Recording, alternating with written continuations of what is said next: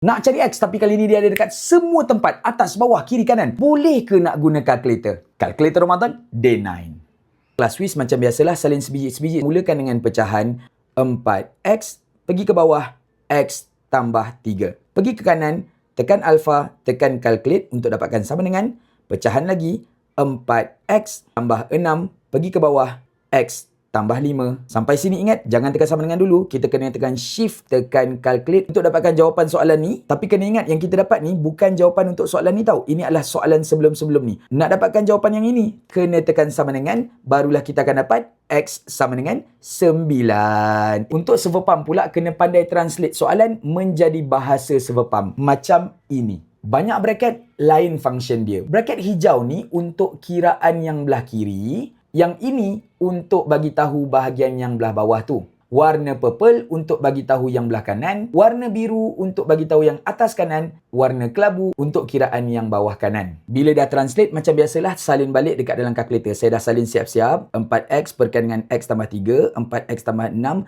perkan dengan X tambah 5. Ingat, bukan tekan sama dengan, tapi tekan shift, tekan solve. Oh, yang ini soalan sebelum ni. Tekan sekali lagi shift dan solve. Dapatlah jawapannya 9. Kan sama tu. Settle.